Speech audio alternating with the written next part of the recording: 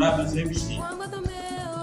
Je vous remercie sincèrement d'avoir répondu à notre appel et d'avoir honoré de votre présence à cette rencontre cruciale, malgré vos nombreuses responsabilités.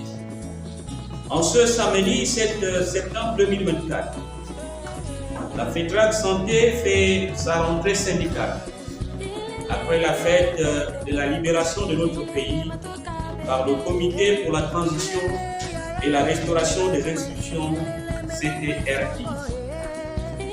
Nous nous trouvons donc à un tournant décisif sur les nouvelles autorités de notre pays et il est de notre devoir de rendre compte de nos actions, de ce qui a été accompli, de ce qui reste à faire et de projets futurs.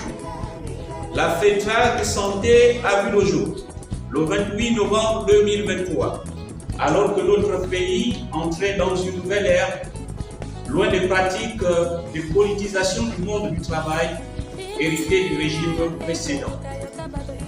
Depuis sa création, notre syndicat a eu l'opportunité de rendre un hommage solennel aux autorités de notre ministère, en particulier au ministre de la Santé qui a su instaurer un dialogue social permanent comme outil de gestion et de prévention des conflits.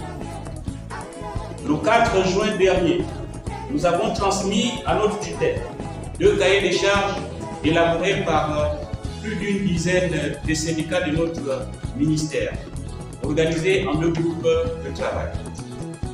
Nous saluons les avancées obtenues, telles que l'attribution de plus de 1200 postes budgétaires, l'affectation du personnel de santé sur l'ensemble du territoire national, la construction et l'inauguration d'infrastructures sanitaires, la création de partenariats avec les écoles nationales pour la formation des personnels de santé et la prise en compte des stages non autorisés pendant la période de gel de situation administrative. Cependant, il est impératif de souligner le manquement grave qui continue de ternir l'image de notre département ministériel, générant de nombreux dysfonctionnements à tous les niveaux de notre administration. Au niveau de la direction centrale des ressources humaines, absence d'une politique de mobilité professionnelle pour le personnel infirmier, avec l'annulation récente de la formation des infirmiers inscrits en master à l'Université de sciences de la santé. Absence de politique de motivation, aucune prime n'étant accordée aux agents malgré leurs engagements. Mauvaise gestion des ressources humaines, avec des affectations arbitraires et des conditions de travail déplorables. Au niveau des centres hospitaliers universitaires, ces établissements sont devenus des bastions de certains responsables qui, après plus d'une décennie à leur poste, continuent à agir en connivence avec une élite syndicale corrompue, perpétuant des pratiques déplorables du régime précédent. La question de la représentativité au sein des conseils d'administration reste toujours non résolue.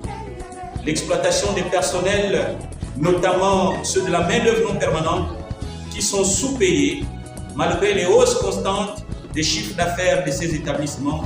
Ces agents réputés pour une durée déterminée sont utilisés de façon permanente, sans évolution de carrière ni amélioration des revenus.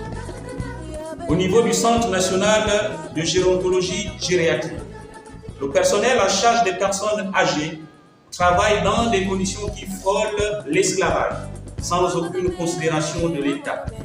Absence de primes dans la subvention allouée par l'État pour une structure à caractère social. Absence d'une ambulance pour les évacuations sanitaires, essentielles pour les résidents souffrant de maladies chroniques. Absence de véhicules de liaison et de bus pour les expulsions, rendant le séjour de nos aînés, nos parents et grands-parents encore plus difficile. Le 30 août dernier, l'image du président de la République, le général de brigade Brice Clotaire Oligui Nguema, rendant hommage à l'ex-première dame du feu président Léon Mba, est un symbole d'espoir pour le personnel et les résidents du Centre national de gérontologie gériatrique. Nous attendons une véritable restauration de la dignité des personnes âgées par une prise en compte de la situation professionnelle du personnel de cet établissement. Aujourd'hui, alors que nous entamons notre entrée syndicale, nous appelons solennellement le ministre de la Santé à ouvrir immédiatement et sans condition les négociations sur les cahiers des charges déposés depuis 3 mois. Ces cahiers des charges abordent des problématiques essentielles, à savoir la régularisation des situations administratives, le paiement de rappels soldes, le changement de statut des agents de la main-d'œuvre non permanente, l'établissement d'une clé de répartition des primes et leur paiement à tous les agents du ministère de la Santé, la formation des courtes durées pour le personnel infirmier et autres catégories ayant totalisé plus de 10 ans dans la même catégorie en vue de leur reclassement à titre exceptionnel, la gratuité de la prise en charge sanitaire du personnel de santé et leurs ayants droit dans toutes les structures sanitaires publiques du Gabon, l'attribution des bus de transport du personnel, l'attribution de la prime de risque à tous les agents exerçant en milieu hospitalier conformément à la loi 10/2001 relative au statut particulier des personnels de santé,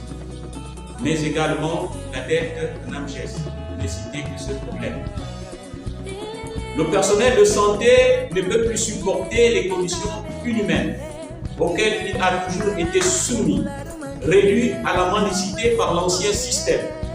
Il est confronté aujourd'hui à des exigences croissantes en matière de prise en charge des populations. La FECAC Santé appelle les autorités de la transition à un changement radical pour restaurer véritablement la dignité des personnels de santé. Unis dans la concorde et la fraternité, c'est avec détermination que nous aspirons à un avenir meilleur. Je vous remercie.